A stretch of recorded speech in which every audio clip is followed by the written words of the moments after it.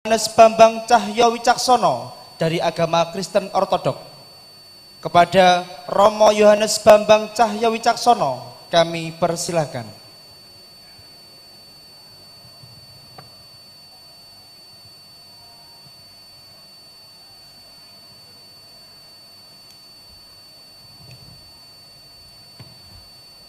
Assalamualaikum warahmatullahi wabarakatuh.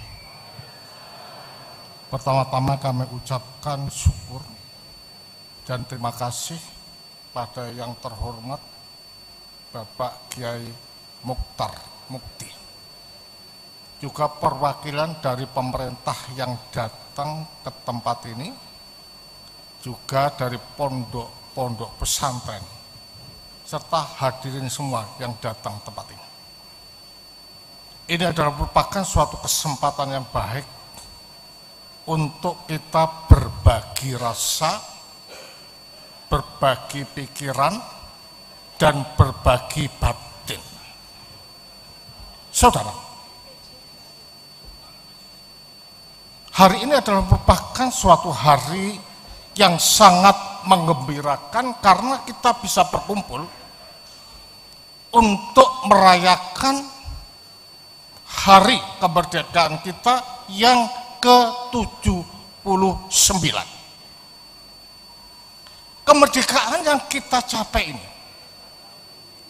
bukanlah pemberian dari orang atau bangsa lain, tetapi ini adalah merupakan suatu perjuangan yang cukup berat, yang dikobarkan, yang didasarkan dengan hati untuk ingin lepas dari penjajahan, dari orang-orang asing yang mencoba untuk menghancurkan dan memporak-porandakan serta mengkacaukan keberadaan kita, bangsa Indonesia. Tentu saja semangat untuk mengobarkan dan merebut bangsa ini itu dilandasi dengan Sumpah Pemuda yang diadakan pada 28 Oktober tahun 1928 dengan semboyan satu bangsa dan satu bahasa. Gerakan-gerakan ini bukan hanya terjadi di Jawa Timur, tetapi seluruh Indonesia bangkit dan ingin melepaskan dari belenggu penjajah.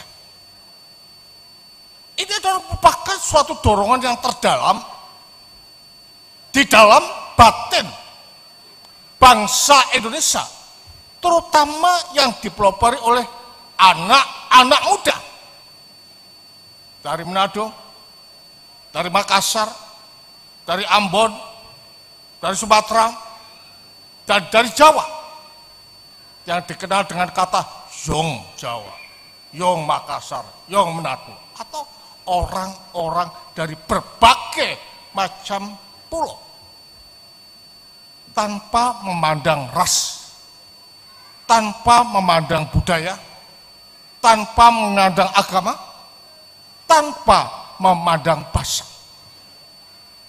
Semua bersatu padu untuk dapat melepaskan kita dari belenggu penjajah dengan pakai yang senantiasa dikumandangkan bahwa merdeka atau mati. Dan NKRI adalah merupakan harga mati yang tidak bisa ditawar-tawar lagi. Apalagi dengan nyanyian kebangsaan yang dicetuskan oleh W.L. Supratman, satu bangsa dan satu tanah air. Kata-kata ini sebenarnya adalah merupakan kata-kata yang mendorong bangsa Indonesia lepas dari penjajahan tanpa memperdulikan dan tanpa takut untuk mengeluarkan darah demi jayanya Indonesia, demi merdekanya Indonesia, berarti tegaknya bangsa kita.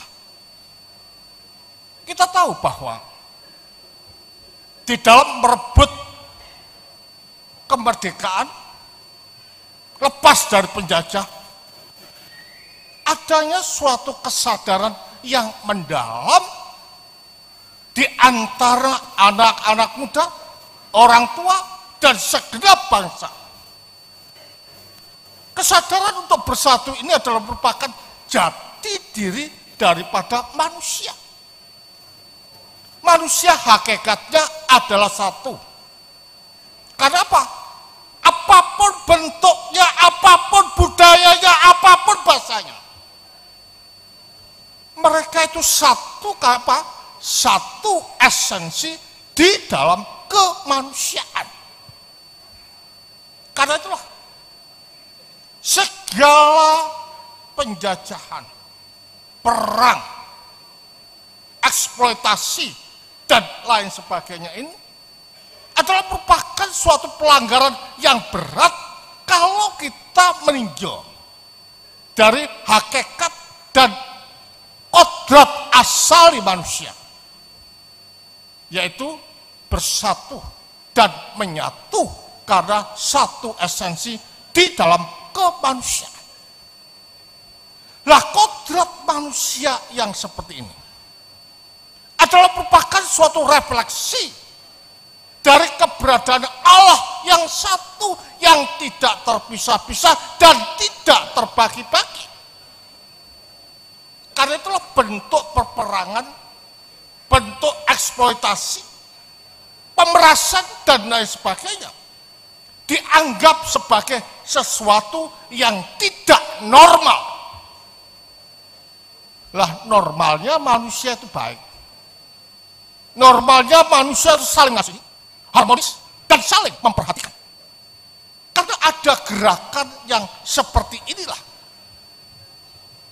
maka dibangkit-bangkitkan, dan rasa nasionalis itu sangat tinggi di dalam hidup berbangsa dan bernegara. Karena itu akhirnya kita merdeka dan dicetuskan pada tanggal 17 Agustus. Ini adalah merupakan deklarasi, tapi berdirinya negara itu adalah tanggal 18 Agustus yang dicetuskan di Jakarta Pusat, Jalan Pegangsaan Timur, oleh Bung Karno dan juga Dr. Hatta. Dari sini kita dapat melihat, saudara, semangat yang menggelora yang ada di dalam dada bangsa Indonesia itu tidak bisa ditawar-tawar. Bahkan lebih baik mati dan mencurahkan darah daripada kita ditindas, dijajah, dan ditekan oleh bangsa lain yang bukan bangsa kita. Semangat seperti ini harus menjadi semangat kita.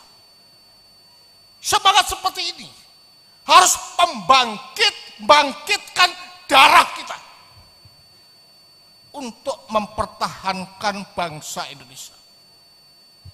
Karena itu setelah kita merdeka, apa yang harus kita lakukan? Rilekkah kita? Santaikah kita? Dan kita berpikir, sudah merdeka. Kita tidak perlu berjuang, kita tidak perlu berpikir yang aneh-aneh, sudah merdeka kok. Tetapi kita bersyukur, ada seorang perintis yang luar biasa, yaitu yang terhormat Kiai Mokhtar Mukti, di dalam membangkitkan rasa nasionalisme. Sehingga dengan demikian kemerdekaan yang ada ini diisi dengan sesuatu yang bersifat positif bagi tegak dan kuatnya bangsa Indonesia. Karena itulah rasa solidaritas, kesetiakawanan, dan saling memperhatikan. Ini didengung-dengungkan. Ini dibangkit-bangkitkan oleh Kiai Mokhtar Mukti. Kita dapat melihat apa yang telah dilakukan di dalam mengukir kemerdekaan yang ada dan yang kita nikmati saat ini. Dengan apa? Mendirikan rumah syukur 130 unit. Ini adalah gerakan yang luar biasa. Ini adalah gerakan yang mulia. Di mana beliau ini adalah meneruskan perjuangan dan semangat sang proklamator Bung Karno. Karena apa? Karena sadar bahwa jati diri bangsa itu adalah saling menghormati, saling berbagi, dan saling menolong. Dan ini adalah bentuk kasih yang tidak bisa ditawar-tawar di dalam membangkit-bangkitkan kekuatan yang ada di tanah persada tercinta Indonesia. Yang itu yang perlu kita tahu, bahwa di dalam masa yang seperti ini, bukan hanya rasa cinta kasih, tapi ideologi kita harus kuat. Makanya perlu ditanamkan hati nurani bangsa. Nah, bagaimana kita dapat memperoleh hati nurani bangsa tertanam di dalam batin kita, di dalam kalbu kita, di dalam pikiran kita? Menggerakkan pemuda untuk rajin membaca. Nah, sekarang bangsa kita ini kalau sudah membaca males, ya kan? Rajin membaca itu perlu, sehingga dengan demikian, jika ada ideologi-ideologi yang lain yang tidak sesuai dengan way of life, Pancasila, kita tolak dan kita usir, serta kita tendang dari tanah persada tercinta Indonesia. Jadi kalau demikian, orang-orang Indonesia, pemuda-pemuda Indonesia, bangkit dan biasakan untuk membaca supaya kita tidak mudah disusupi dengan ideologi-ideologi yang lain yang merusak dan mengacaukan, bahkan ingin mengganti apa yang ada di Indonesia ini. Makanya Pancasila yang dijadikan sebagai dasar negara ini sangat penting untuk diketahui makna, arti, dan tujuannya. Pancasila yang kita miliki, di mana sila pertama dikatakan ketuhanan yang Maha Esa. Itu adalah merupakan suatu dasar yang dapat diterjemahkan di dalam sila kedua, sila ketiga, sila keempat, dan sila kelima. Itu adalah merupakan implementasi dari kata atau sila pertama, ketuhanan yang Maha Esa. Nah, ini perlu untuk ditularkan, ditanamkan bila perlu. Kalau kita